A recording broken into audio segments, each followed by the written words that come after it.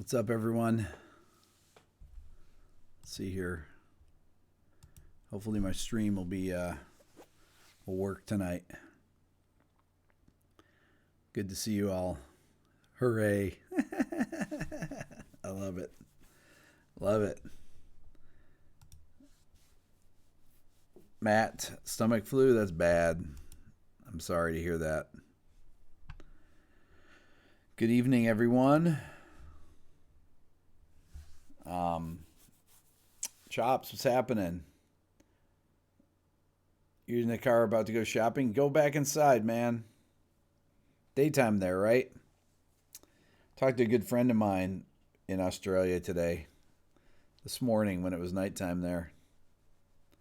Jasco, what's up? Aaron, Michael, Sean, Clayton, Mickey, CK, everybody. Brett, what's up?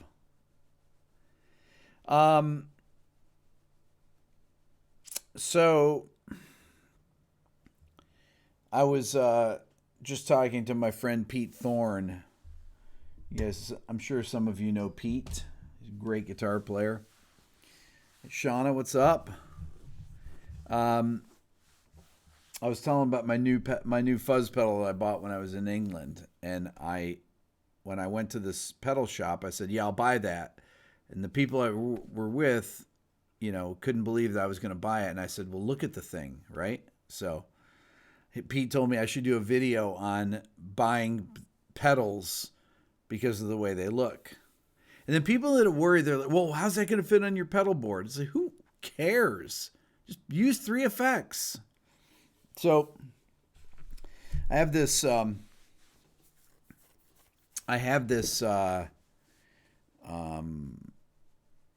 you guys are asking if it's like a JMI or tone bender. I don't know. It sounds killer. It's a great fuzz. I wonder why all these metal bands, progressive metal bands, all kinds of metal bands, why everybody plays through these Axe effects and through all the digital modeling things. It's really, you can't have your own unique sound when you're playing through, when everybody's playing through the same stuff. I don't care how many different things it's got on it. It doesn't matter. Cabinets, microphones, come on with that stuff. I don't know why people aren't out there developing their own sounds with their own amplifiers. Look at Eddie. You want guitar to make a comeback in the mainstream? Well, why don't you give people something that's different? Just, it's ridiculous. I think that the fact that I go out and see gigs and there are no amps on stage is really weird. That's something you see at these mega churches. It's like mega churches and metal bands, Axe effects, right? But like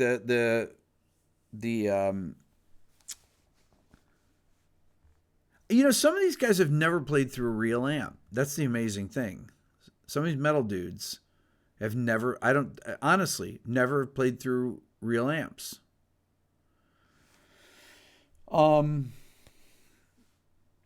They would, I think it would be a revelation. I think they're afraid of them. Garrett, how's Aunt Penny? She's doing okay. She's had kind of a rough go lately. But she's hanging in there. I need to give her a call. I just got an email from her yesterday, but I need to check in with her. You prefer Megadeth and No Church, LO. Are Church Kings really big in the U.S.? Well, they are in the South. They are in the South. And I'm in the South. I'm not anti-Axe effects. I have one about 3 feet from me, although I never use it. But I've got a Helix. I use my Helix. I have presets that I sell for it that are ones that myself and my assistant Ken developed. I use it for, I have no lack of amplifiers here, right? Real amps. I got one right behind me that I was just using for a video that I have coming out tomorrow. Sorry to give you all the Blair Witch stuff.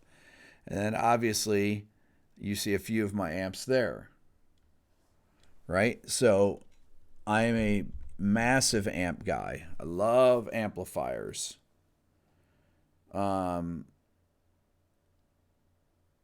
It's super expensive. It shows you the waveforms. It has 9 hours internal storage. Allows you to play backing tracks and much more.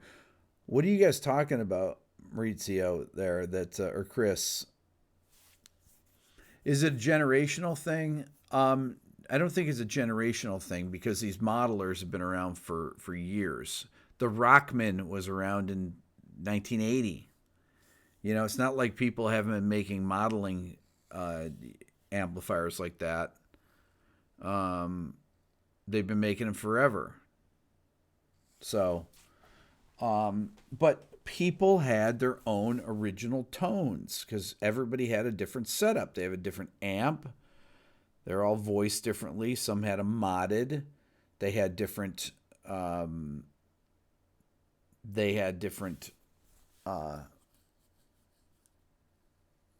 pedals, everything. So, yeah, that's just kind of weird to me. It's my own little pet peeve. And not seeing any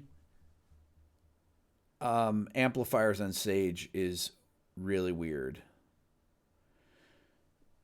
Tigran says, so why have people become so pragmatic?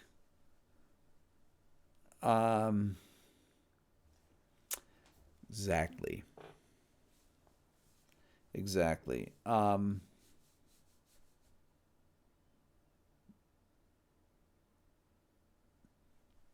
Am I now using earplugs when using amps? If so, does it change my enjoyment? Amplifiers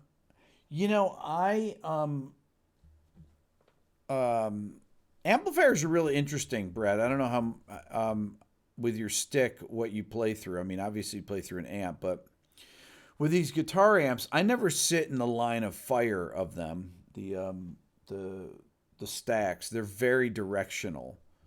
They fire, like when I have a stack, nobody plugs in the top cabinet. It's there for show. People don't realize that. So there's nobody plugs in both stacks. They plug in the bottom cabinet and they have the top one on there to get the head up to where you can see it. That's kind of, was a big thing of it. Stacks versus acts. Yeah, Metallica, no acts on stage. It's ridiculous. Come on, dudes.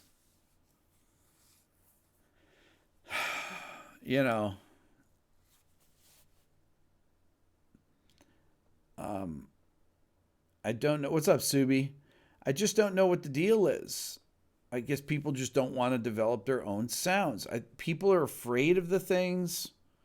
Getting back to the earplug thing, Brett, it's a very good question. There's so many amps that have, all these amps have master volumes on them. Most of them do. Not all of them. The amp that I have back here, this Rock Reverb, is a 100-watt amp, but it's got, not only does it have power scaling on it, which is an attenuator built in, but it also has a variac built in that goes down to 93 volts.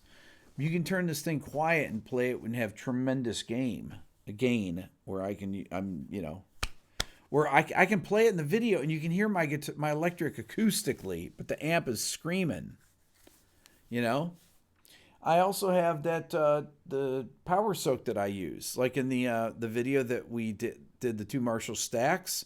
Well, the JCM 800 behind it, I had my my power soak that I was that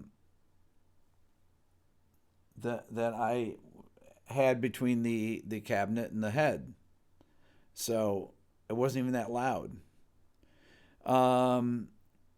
People just gig with smaller amps these days. Princeton's. It's Yeah, the small amp thing is, I don't know. Once again, it's all about convenience. And rock and roll never used to be about convenience. Aaron just said it. People are lazy. There you go. People are lazy. People are lazy. But people don't invest. I've been out to see a few shows lately. It's interesting. I'm going to interview Ken Andrews, who's he's the singer for Failure and produced their. John Mayer played in XFX at Coachella. Oh my God, you got to be kidding me.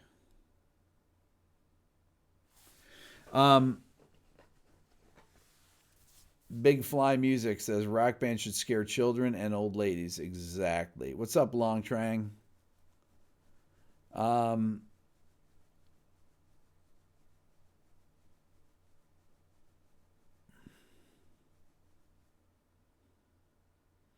When you were 20, older cats would say, I quit playing gigs to save my back. If you're going to run it through a mixing board, you don't want big amps anyways. That's bull, Ed. Sorry. Has nothing to do with it. I run big amps through Neve through Neve channels. Okay? Better than any mixing console that's going to be at some live gig. And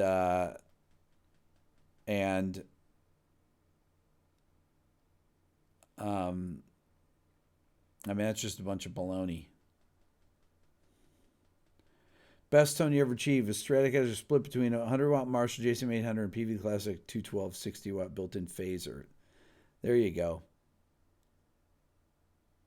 I should interview Kemper, ask him why they ruined the need for amps. I don't own a Kemper. Contemporary amp sims are similar to the early years of Pro Tools, almost there, but not quite yet. It's not about the thing, though. It's not about the amp simulators. Like I said, I have them. They're good in a pinch. Amps give sound dimension. I agree, Joe. They move air. Like I said, if you want to move people, you got to move air. You ain't going to move anyone on stage with nothing behind you. It looks weird. Does not look rock. The first shredder guy that gets out there with a full stack, one of these shredders, any of these shredders that are all these guys that are friends of mine, that are all great, that I featured on my Instagram thing. If one of those guys got out there with a Marshall stack and had an attitude like Yngwie, they would immediately jump above the rest of them. And they knew how to actually move on stage and actually like entertain people. Phil X, there you go. Phil's amazing. But Phil's almost my age. Phil's my dear friend. I love Phil, and I love Phil's playing. He's incredible. He's old school. I'm talking about these young kids. Once a big name does it, everyone will copy him. Exactly. You think it's the same? You think it's a financial issue for some of us?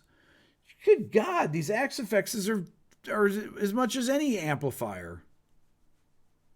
Zach Wild's doing it. Zach Wild's 60 years old. Come on, man.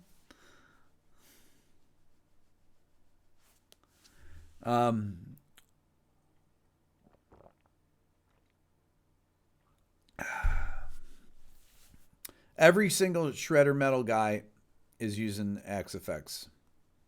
6-string 63. You're 56 and you haul the 212 or 412 every weekend with a Friedman Smallbox 50 in upstate New York. Your back is shot and you don't care. Just go to Home Depot and get a little dolly. Get a big dolly. There you go.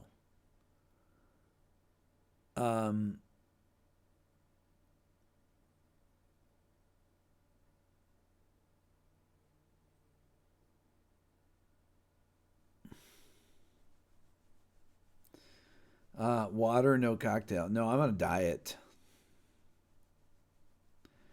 The Axe-Fx is $3,000. They're not saving anyone money.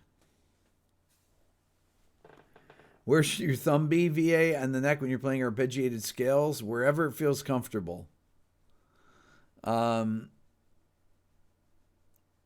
you just passed up on a JCM 800 your local music stores for $300. Oh my God, that's a killer deal.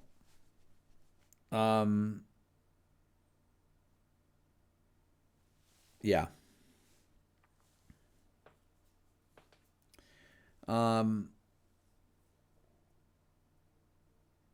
Mesa amp, also $3,000. Not any Mesa that I have.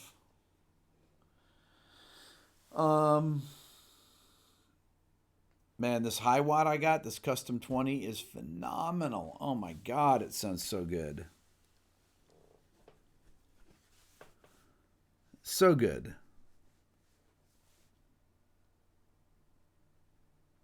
When you can buy an AC30 with multiple pedals, you will. Until then, you're stuck with your $60 amp simulator and small speaker headphones.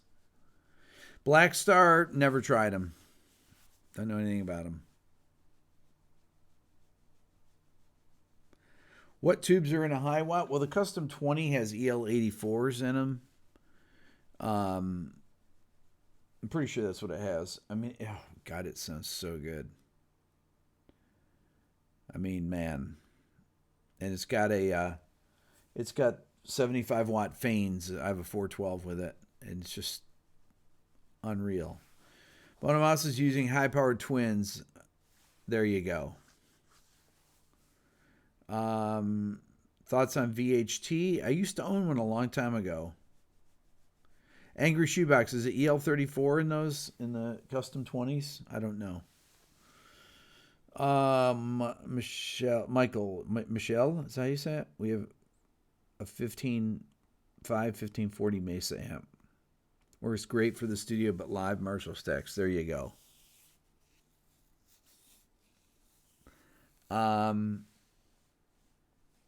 John says, that's why I'm still buying real gear and not spending it on modeling crap. I'd rather spend $3,000 on an orange stack.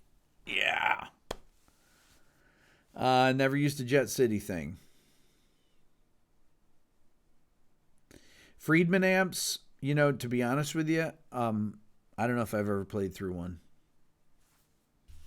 I really don't know.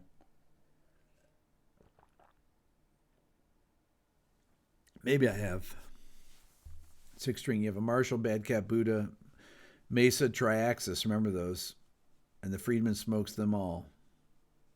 Best Marshall style hot rod amp out there. Well, I'll put any of my hot rodded Marshalls against the Friedman.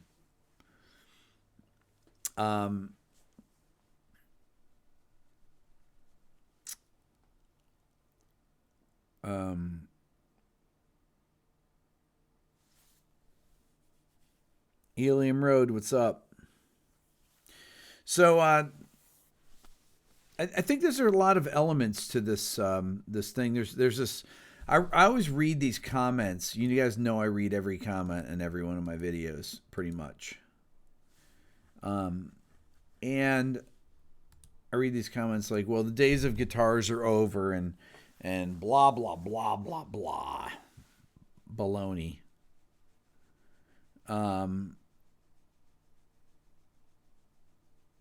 It's just baloney. If people do this for ease, every one of these guys. Somebody posted the new Axe-Fx foot pedal board or something on Instagram, and all these guys are commenting. It's like, come on, dudes.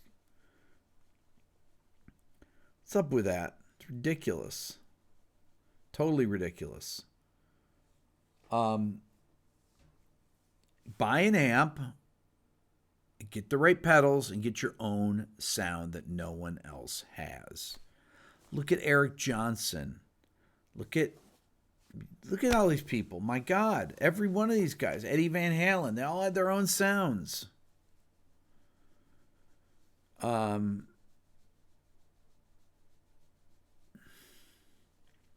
these guys. It's funny because the I'm curious to see what their what things they're modeling. I think they're all using Friedmans and EVHs. We'll just get a Friedman or EVH. It's all the live sound guys. That's what Pete Thorne and I were talking about. He said it's the sound guys complaining. And the bands are too wimpy to say, yo, dude, I'm going to play what I want. Tough luck. That's what I used to say. People, they complained back in the 90s before they had any of these things. I'll get up there with my 2 stacks. Tough luck. Deal with it.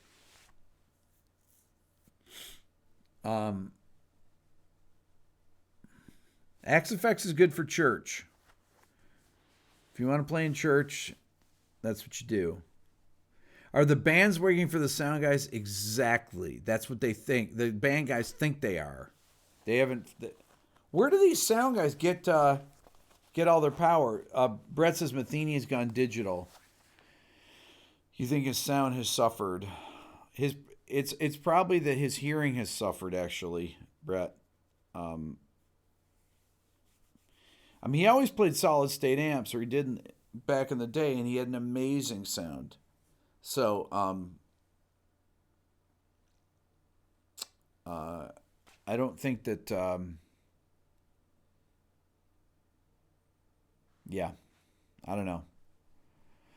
It's tough in Australia, only small venues, so it's not great for stacks. So what? We used to just book rooms, get a PA, have somebody bring in a PA.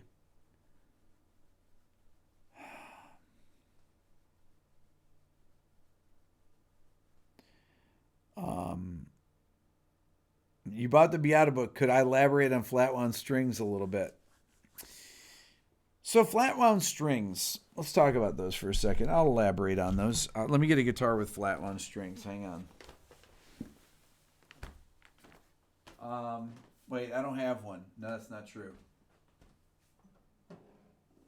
Okay, so this guitar here has flat wound strings on it. And when you slide,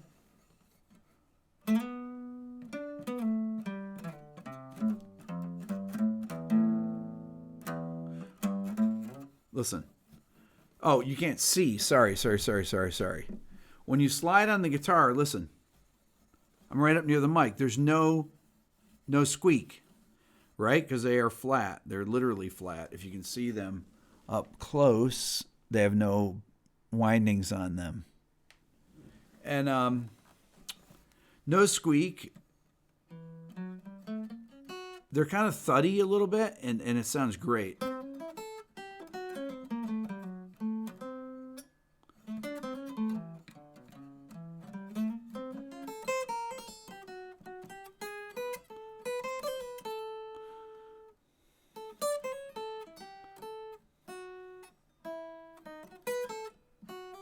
Yeah, it's I have to play on the low string.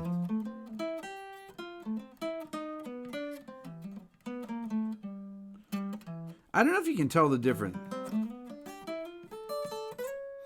on slides. They're a little thuddier sounding. They're let me get a different pick here. That pick has a lot of stuff on the side of it here.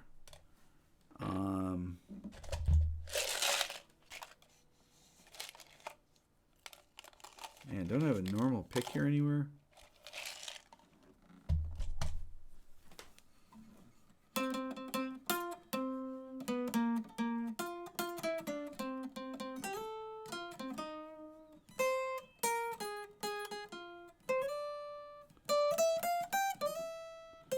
What is that? That's some solo. That's like some Matheny solo or something. But that's the wrong key.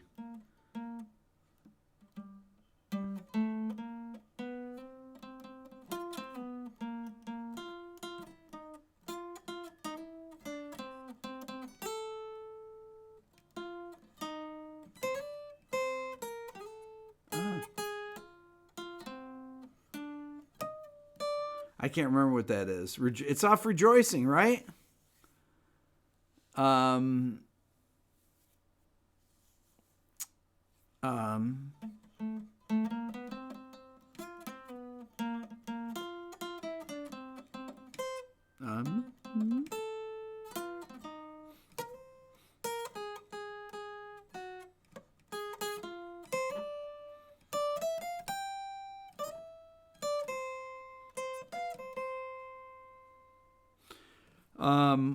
We want the lick. Blues for Pat. That's what it is.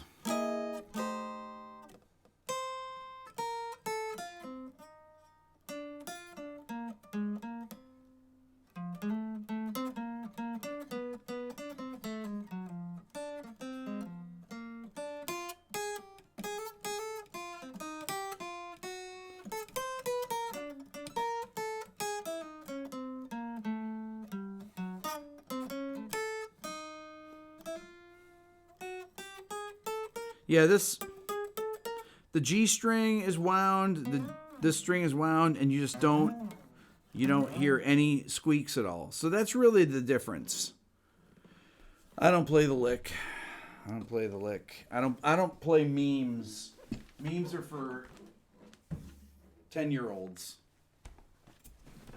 No offense to my dear friends that love meme videos, but memes are for 10-year-olds. No, I'm serious. Memes are for 10-year-olds.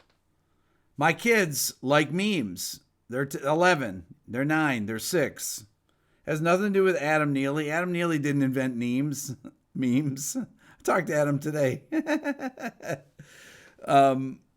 Adam did not invent memes. But I did tell him that I think he had brain damage from doing the lick for 5 hours. Has to do some brain damage. Memes are for 10-year-olds. So 10-year-olds, 11-year-olds.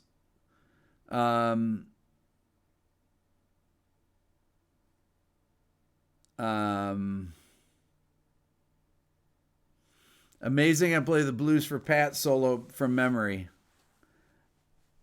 Hey, I got it in the ear, Brett. So I've been doing some more research on Gary Burton, listening to a lot of interviews. I listened to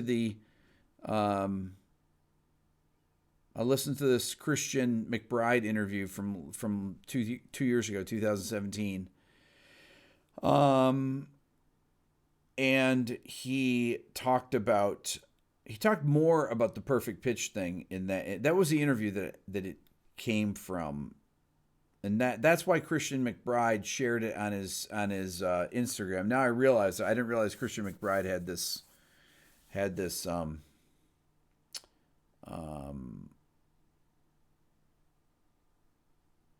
memes are a poor man's philosophy. Thank you, Cancerous Ordo. I appreciate that. That's true. Memes are a poor man's philosophy. Wow. Okay, so Christian McBride interviewed Gary Burton, and Gary went on. They had Matheny in the interview too, and he said that he was doing this piece with Pat as a 30-minute piece. So he lost his perfect pitch after having surgery, having anesthesia in 2011, and when he woke up, he didn't have perfect pitch anymore. And he also said that he had some minor type of brain damage where he couldn't remember tunes as well. He says this on the interview. He would get lost. He got lost in this Pat tune that's 30 minutes long, and Pat said that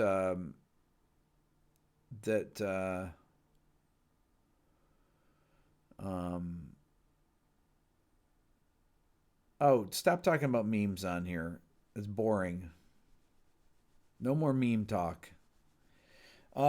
Gary was very frustrated in this, but he noticed that a change in his ability to memorize things, and he would get lost in tunes. But Pat said that they played the tune about 6 months later at another concert, and Gary played great, nailed it.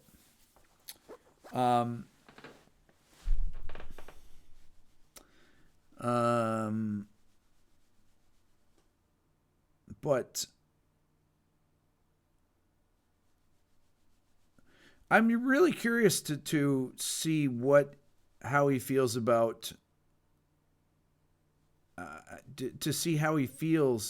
listening to music with relative pitch now.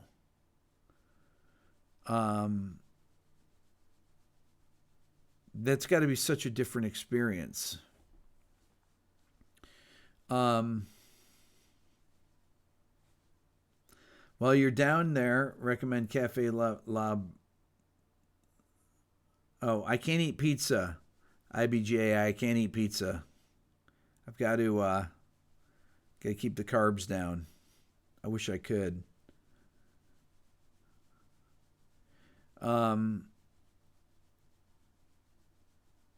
Cafe the Hole. Okay. It's like waking up colorblind. That's what I imagine it would be like. Now, my ear training method is going to be great for people with perfect pitch because the examples you can set to come at you so fast that that perfect pitch would be rendered useless. So you'd have to use relative pitch. So because you just couldn't translate, if you're going from E to C, you're not going to think, oh, minor 6. Like if you had to figure out what the interval is, you have to you can't compute that. Meldau has amazing ears. He has perfect pitch as well, Brett. That's what Chris Potter told me.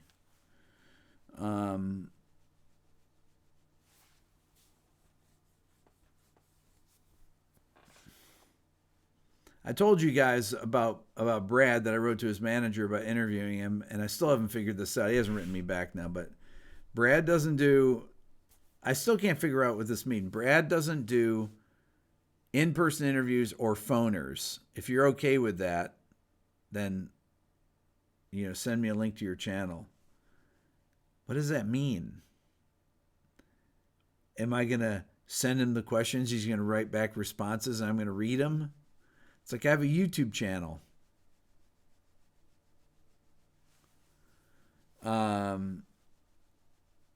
Text interview, probably, you imagine? I thought that meant Skype, but I don't think it does.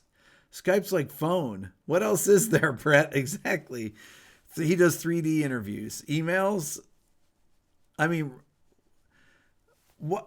Come on, Brad. You got a new record coming out. You're too cool to do an interview? I mean, what? What is up with this? What's up with these people, these jazz musicians? My God. I wrote to Christian McBride about interviewing him, never heard back. I wrote to Matheny, never heard back. Every jazz musician I write to, I never hear back from. None of them. Zero. I mean, seriously. Maybe he's shy. Come on. Do I do interviews? Yeah, if people ask me to do an interview. What do you mean do I do interviews? I talk on here all the time.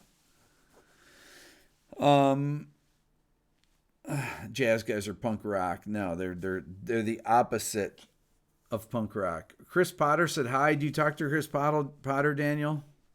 Tell Chris I said hi if you do. Chris Potter was cool enough to come for an interview. He was very cool about that. He's too busy flagging my stream. Someone uses songs.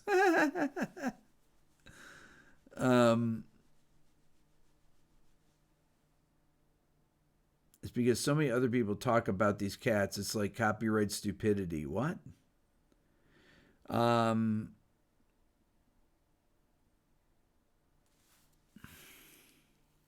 Would I have Chick Corea on? Of course I'd have Chick Corea on.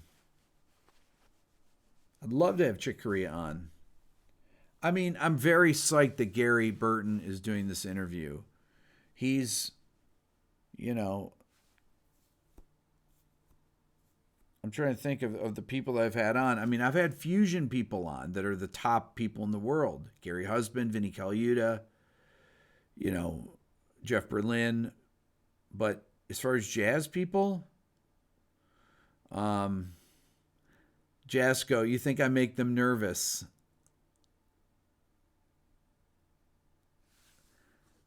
Oh, you meant that I'm talking about them. No one else is. I know. Brett, some jazzers are the last vestige of the arena rock persona. Have to be above the masses. Is that honestly? That's what it is, right? That is really what it is. CK, I'm going to ask Ken Andrews about the Axe Effects thing. Of course, I'm going to ask him about that. Of course, I'm going to ask him about that.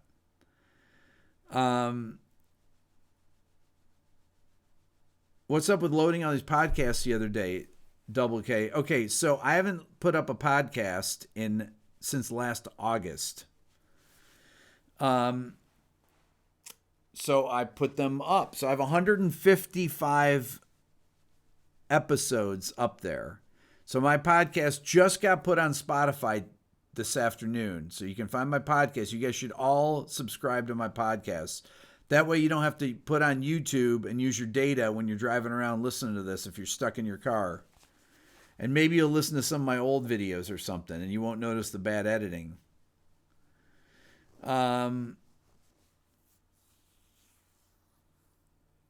So why not do interviews? Just like blocking their stuff. It gives them free publicity. Exactly. You know, I felt bad. My Chris Potter interview got 14,000 views. That was it.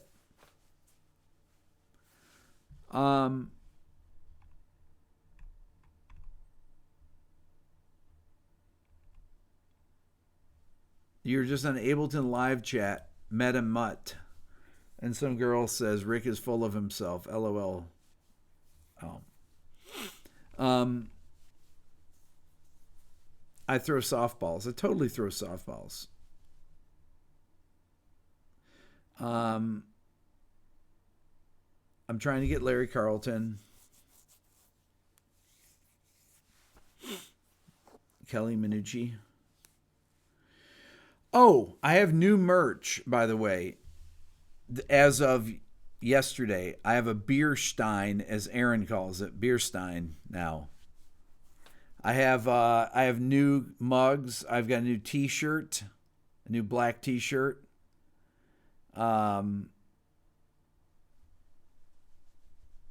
So I have more merch. Go to my website and see. So I've added a lot of new merch over the past week. A beer stein. Finally, right? Bandhammer capo. That's coming. That's great. Have I done analysis of pieces from Bach, Mozart, Debussy? You know what? One of the reasons that I didn't do pieces earlier is that analyze famous pieces is for the exact same reason, for blocking reasons.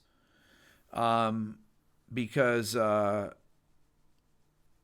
Sans Amber Dark Glass, no question. Dark Glass. Love Dark Glass. No ball caps. I don't have ball caps on there.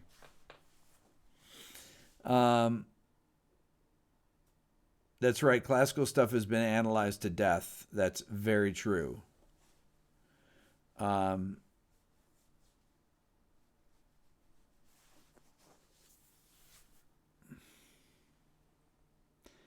What about Eric Ailes or Corey Henry? What about them?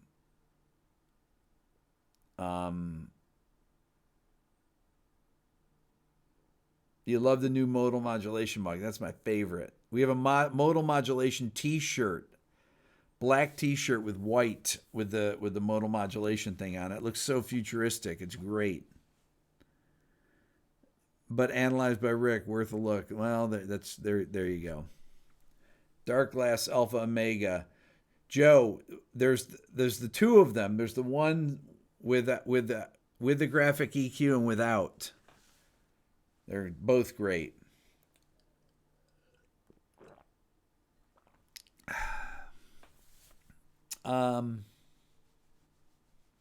Make guitar great again, T. There you go.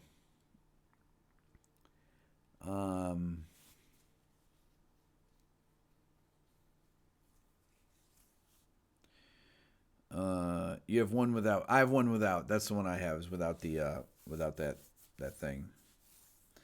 I should be drinking a new beer stand. I don't have it yet. I've ordered it. I have ordered it. It'll be here in a couple days.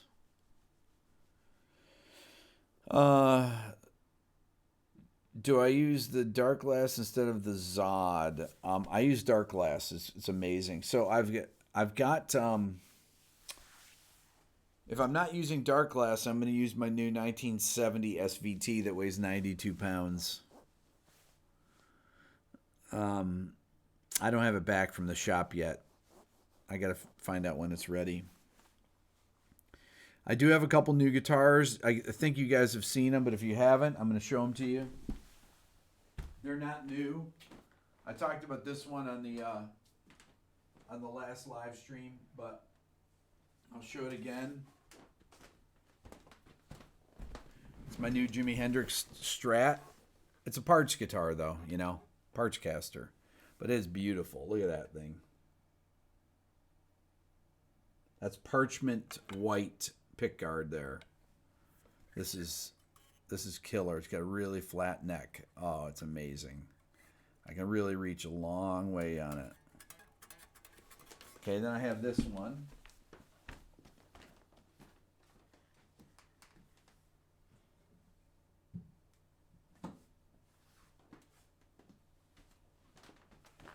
This is the 65 SG. This thing is just unreal. This thing is just, the neck is unbelievable. You can get up here. What's up, BJ? You can get up here and play because the check out this, right? Look at this. I don't know what you call this thing right here where it meets the body. It's so smooth. Look at it on the side. It's the neck is so, the body's so flat. It's weird. When I played it in my live stream the other day, it was so hard to play because I'm not used to playing a guitar that's so thin.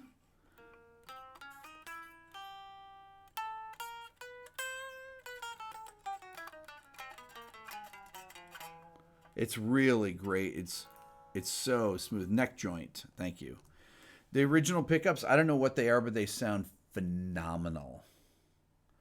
They sound phenomenal. The heel. Thank you, Brad. That's what it's called. The heel. This sounds unbelievable. It's just, look how thin it is. It's an absolutely beautiful guitar. Now this used to have a see, it's got that little dent right there because it used to have the big tailpiece here. So that's my one new guitar. The parts caster doesn't count. I've had that. That was just a new neck on it. I've had that thing sitting around forever with no neck on it. But I'll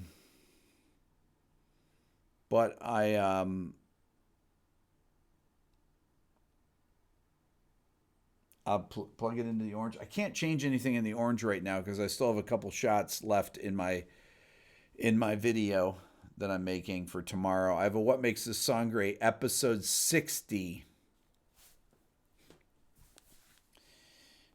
Okay, I had a guy reach out to me from a major publishing company. Not a publishing company, from a major label. I can't say which one.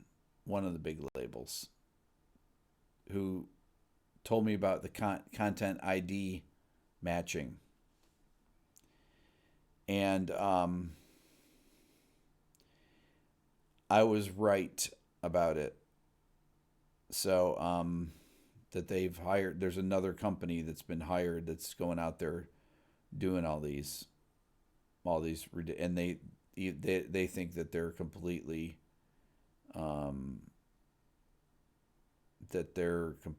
off the charts. And he told me that the artists are the blockers. He said I would win the thing that I did where I cut the song out. He said I'm going to win that for sure. But they have these places in India that just go through and they have algorithms that detect things and they're doing exactly what I said. They're going through big big channels. But I talked to Adam about it. This guy talked to Adam as well, and Adam might be doing a video on it. So I'm not gonna go down that road. But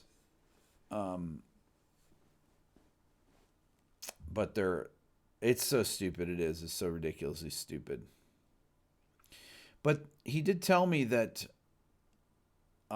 if the artist says it's okay to unblock something, that's the final say. It's not the president of the label. They still have to go through the artist. Thomas,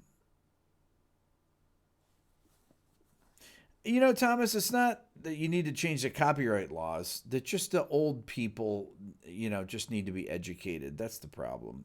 It's there's no laws need to be changed. They have to just get some people in there to make them realize that YouTube. This guy was saying that they don't realize YouTube is a place that people go to learn now. Because YouTube wasn't like that. When people did all these takedowns, musicians had the labels do takedowns all the time. It was 10 years ago. It was 15 years ago when YouTube started. Not 15 years ago, 2006. But the artist has the final say in it. If the artist calls up and say, I want you to unblock this, they unblock it instantly.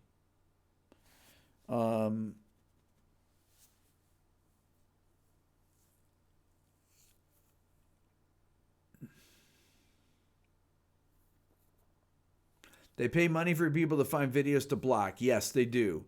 And you know what it is? It's exactly like a collection agency. And people only stay if they produce results. Okay? So did Jimmy Page unblock my stuff? I asked this guy if he thought it. He said probably. So why can you go to YouTube, search for any major rock band album, pull up the songs? Because they're allowing it. Well, first of all, many of them are sanctioned by that are actually part of the bands. If you look up Queen, they've got all their music on YouTube, and it's on the Queen website. Brett, and some people have decided not to exercise their, some of the things got put up years ago, and they just haven't done anything about it, and they'll let one through or something.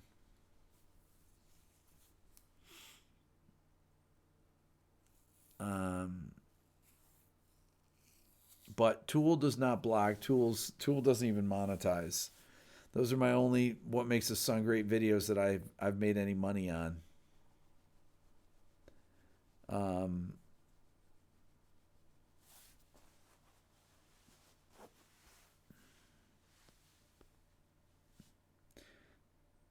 No one ruined their legacy better than Dave Clark 5. He held on so tight, no one listens to his stuff anymore. There you go. Doesn't Page own the catalog? Well, he doesn't own the sound recordings. I don't think. Atlantic owns them, I believe. If the band is all dead, well, Jimi Hendrix, his estate owns the stuff, makes the decisions.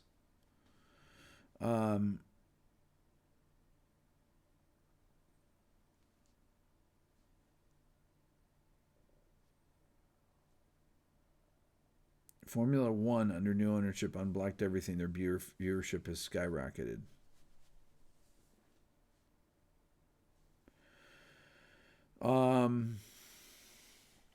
What type of dark glass pedal was this, Dean? It's the Micro Microtube X7, I believe. I'll hold it up here. I can't read it that well. I can actually read it better on there. Microtube X7. You can see all the... Sorry about the light.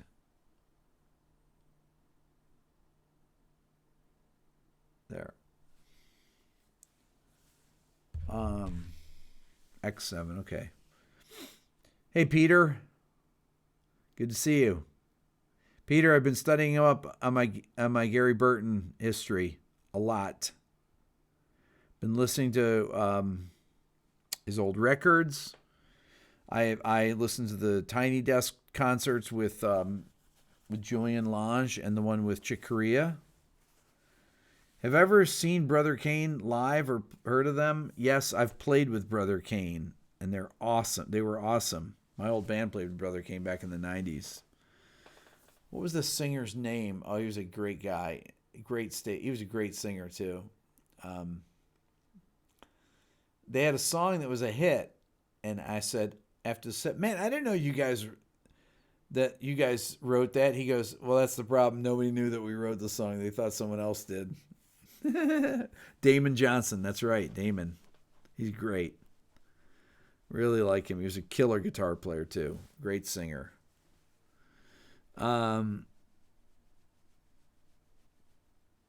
What's the legal standing for blogging justified? They can the artist can decide how much of a song they want played by percentage. They can say 1%, 0%. Don Henley says 0% of a song, Eagles song can be played. 0%.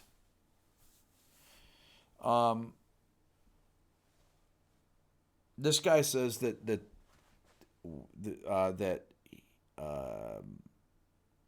company he works for thinks that 70% can be put in, and they just look for songs that are completely uploaded illegally. Do I prefer humbucker or single coil? I like both. It depends.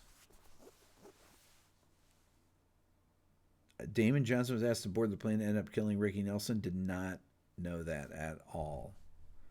I only met him a few times. My old band played with him, and he was great, and he was a nice guy. Did not know that, though. Okay, I think I'm good for right now. I said what I needed to say. You guys are the best. Follow my podcast. It's on Spotify. It's on Apple. It's on Google Play. It's everywhere. Thank you. Have a great night, everyone, okay?